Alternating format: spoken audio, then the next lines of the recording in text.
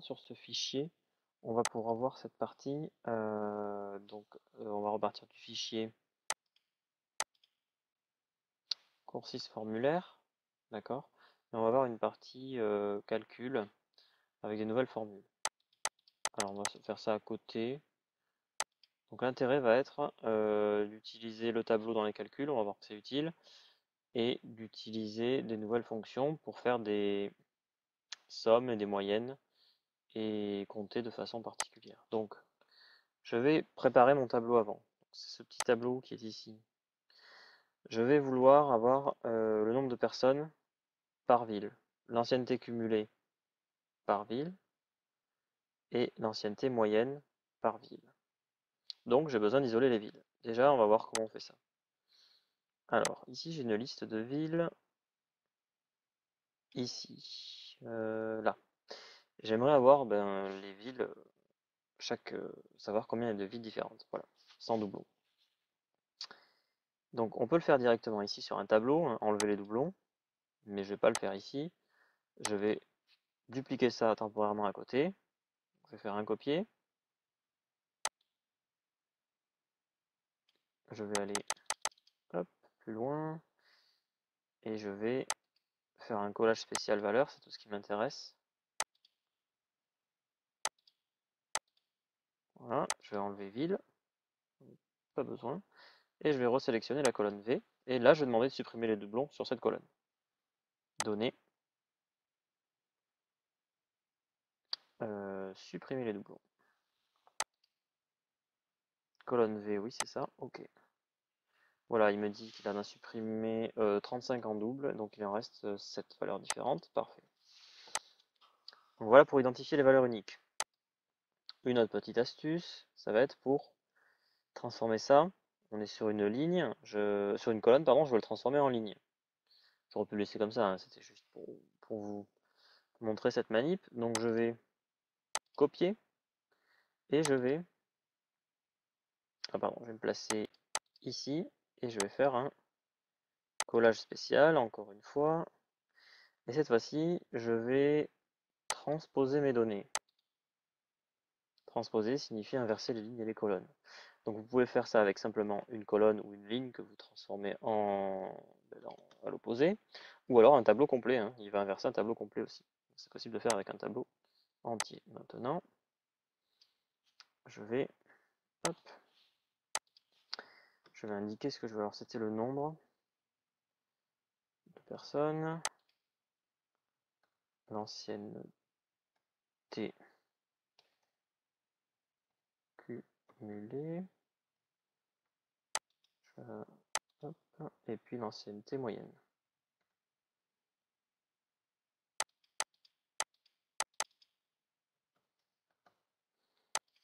Voilà.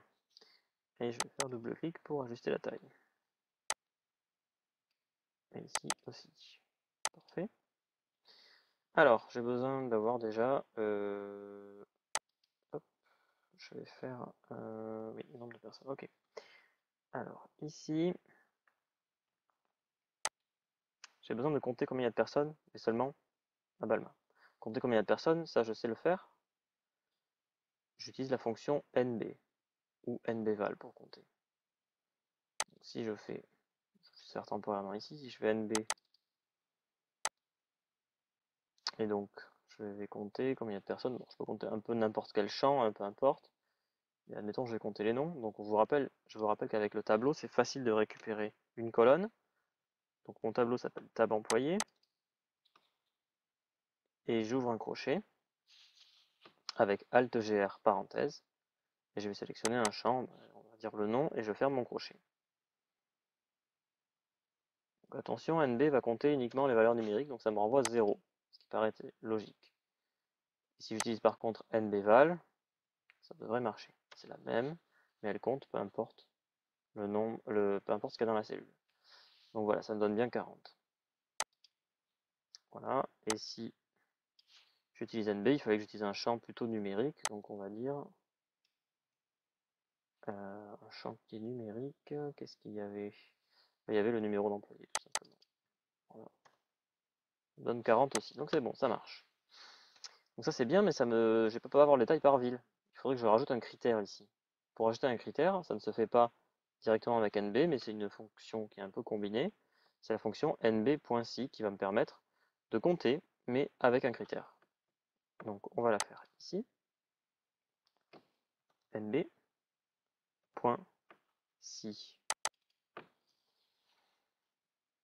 Et donc là, j'ai la plage que je dois compter, donc c'est toujours tab employé. Alors, je vais compter les villes du coup, donc à faire. C'est un peu logique. Je vais compter les villes. Et le critère pour compter, ce sera si la ville est égale à celle-ci. Soit je peux l'écrire, soit évidemment là je peux le cliquer dessus puisque je l'ai déjà écrit. Ferme la parenthèse. Donc on comptera parmi les villes uniquement là où il y a marqué Balba. Et donc il y en a 7. Très bien. Je vais essayer de recopier ma formule vers la droite pour voir ce que ça donne. Ça n'a pas l'air de marcher. Je ne supprime pas une formule qui ne marche pas, qui ne fonctionne pas, je vais analyser l'erreur. Alors, donc ici j'ai utilisé deux cellules, j'ai utilisé une colonne et une cellule. Bah, la cellule c'est bon, ça s'est bien décalé vers la droite, donc on compte bien pour porter, ça c'est bon. Par contre, compte les dates de naissance. Qu'est-ce que c'est que ça? Alors, c'est en fait, ça suit la même logique, hein. Si je regarde un peu mieux mon tableau, là j'avais sélectionné moi les villes qui sont ici. Et on est arrivé à tac, date de naissance, parce que j'ai décalé jusque là, c'est le nombre de colonnes. Donc il décale les références de tableau. Donc c'est un nom, mais c'est un nom qui est dynamique. Alors ça peut avoir son avantage, mais dans notre cas ça ne l'est pas. Donc on avait vu que les noms autres que tableau étaient totalement fixes. On pouvait s'en servir à la place de mettre des dollars, mais les noms de tableau sont dynamiques. Alors, et il y a un petit problème, c'est qu'on ne peut pas mettre de dollars ici. Donc, comment je fais? Eh bien, c'est tout bête. Je vais, au lieu de faire un outil de recopie comme ceci, ce que j'ai fait, je vais faire un copier, coller. Et là, ça marche. Voilà. Il a gardé ville. Alors d'habitude, le copier-coller avec une formule, c'est identique à l'outil de recopie. Ça fait exactement la même chose, sauf dans ce cas précis, quand j'utilise des noms de tableaux avec des colonnes de tableaux. Là, il va faire comme si vous avez mis des dollars, donc figer les références. Donc ça c'est très pratique. Voilà, c'est le seul moment où il y a une différence, hein. Sinon c'est la même chose. Mais on utilise plutôt l'outil de recopie parce que c'est pratique. Et bien voilà, ben là il faut bien utiliser le copier-coller. Voilà. Par contre, quand vous recopiez vers le bas, il ne décale rien, vous voyez, puisque c'est uniquement les colonnes. Les lignes, il n'y a pas de ligne indiquée, c'est la colonne entière. Donc ça c'est bon. Alors, donc voilà pour le premier exemple. Maintenant on a besoin de l'ancienneté cumulée. Alors je n'ai pas vraiment l'ancienneté, je l'ai, mais on avait vu que ce n'était pas une valeur numérique. Donc je vais simplement prendre hop, la première valeur ici, puis je vais la mettre ici pour avoir une vraie valeur d'ancienneté. Je vais l'appeler ancien, parce qu'il y a déjà celle-ci qui s'appelle ancienneté. Voilà, c'est juste histoire d'avoir une valeur numérique qu'on puisse travailler. Alors, là j'ai besoin d'avoir l'ancienneté cumulée. Sur le même principe, je compte avec nb. J'avais, pour compter avec un critère, j'ai utilisé nb.si. Je cumule avec somme, donc pour cumuler avec un critère, je vais utiliser somme.si. Somme.si. Alors, ici, cette fonction somme.si, elle me demande une plage, un critère et une somme plage, donc c'est une plage assommée, qui est entre crochets, donc facultative si c'est pas la même en fait. Je fais la somme, et si le critère n'est pas la même plage que celle où je veux faire la somme, je l'indique. Ce qui est mon cas ici, puisque mon critère ça va être la ville, je ne fais pas la somme de la ville, moi je fais la somme de l'ancienneté. Donc ici c'est la plage de critères. Ils auraient pu le marquer plage de critères, plage de somme, ça aurait été beaucoup plus clair que d'écrire comme ceci. Donc plage de critères, elle sera donc la plage des villes. Donc tableau employé, j'ouvre un crochet, ville, ferme, crochet. point virgule, mon critère c'est celui-ci, ici, et je fais la somme de tab employé. Je dois avoir mon nouveau champ ici, ancien. Et voilà. Bon, ça me semble à peu près cohérent comme valeur. Je ne peux pas faire l'outil de recopie, je vous rappelle, hein. Ça va décaler, ça ne marche pas, donc c'est copier, coller. Là, ça marche. Même principe, puisque je veux garder ville. Et je veux garder employé. C'est uniquement la ville critère ici qui change.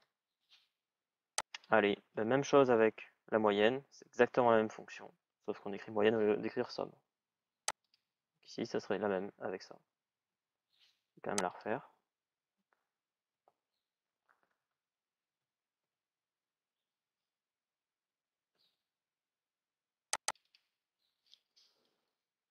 Alors, moyenne.si, la plage, c'est tab, donc plage de critères, je vous rappelle. Hein. Ville. Le critère de la ville, c'est celui-ci. Et la plage à faire pour faire la moyenne, ça va être l'ancienneté.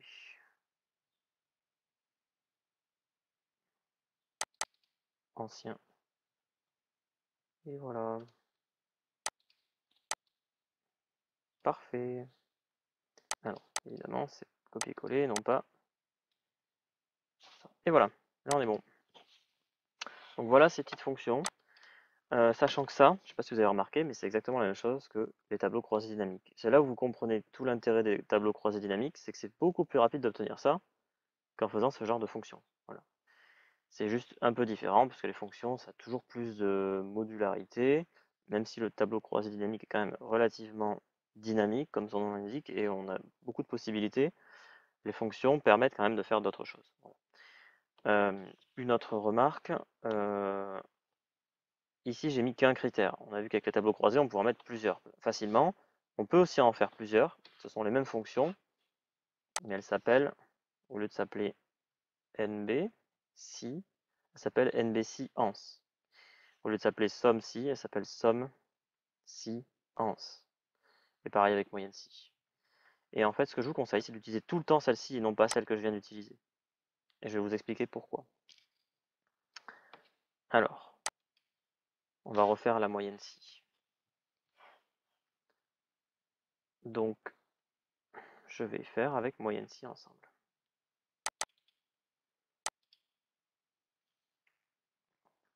Pourquoi? Je trouve moi c'est plus logique. Là, il me demande la plage veut faire la moyenne. Vous voyez, c'est écrit. Ce que je vous ai dit tout à l'heure, là, ils auraient pu écrire plage de critères, plage de moyenne, plage de somme ou plage de critères, plage de moyenne. Ben là, c'est écrit correctement. Et puis on voit bien marqué la plage de critère 1, le critère 1, et après on en met encore plage de critère 2, c'est beaucoup plus logique. Donc je vais sélectionner la plage de moyenne. Donc je fais la moyenne de l'ancienneté. Je trouve que c'est plus clair et c'est aussi plus modulable. Hein. Si vous l'utilisez pas de plus qu'un critère, ça revient au même. Hein. Vous avez le même nombre de choses à rentrer avec les autres fonctions. Donc autant utiliser celle-ci. Au moins on sait qu'elle existe et on a toujours plus de modularité. Donc je vais faire la moyenne de ça. Mon critère, ça va être les villes.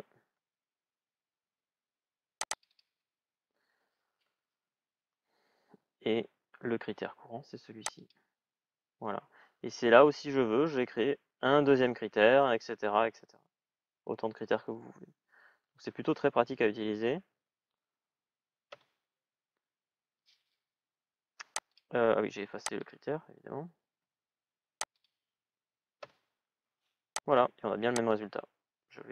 Attention, je vais faire copier, coller, on va voir que ça ne va pas changer. Voilà, c'est bien le même résultat, donc ça marche. Et en termes de longueur, bah, c'est quasiment pareil. Hein. Il n'y a pas de différence, on a juste à écrire ans en plus. Donc c'est beaucoup mieux d'utiliser celle-ci, au moins c'est plus modulable, on a plus de possibilités. Et il y a encore une petite amélioration à tout ça. Il y a une fonction qui peut remplacer toutes ces fonctions que l'on a vues. C'est juste un peu plus délicat à utiliser par contre. Quel est l'intérêt? Bon, c'est d'avoir qu'une seule fonction. C'est pas vraiment trop grave parce qu'elles sont pas compliquées à utiliser ces fonctions. C'est surtout, il y a un cas où on ne peut pas le faire et on peut le faire avec l'autre fonction. Voilà. Donc, mais ça, ce sera l'objet du coup d'une autre vidéo où on fera donc de la synthèse avancée. Là, on a fait une petite synthèse courte, on peut faire de la synthèse avancée, voilà, pour voir cette autre fonction qui est SUMPROD. Voilà, mais déjà si vous connaissez les fonctions NB si ensemble, moyenne si ensemble et somme si ensemble, c'est très bien. Et je vous conseille d'utiliser celle-là directement plutôt que les versions sans le ensemble. Voilà, je donne un petit coup d'œil vite fait à la correction. Je pense qu'on a fait le tour, c'est parfait. Donc on se retrouvera pour d'autres exercices sur Excel.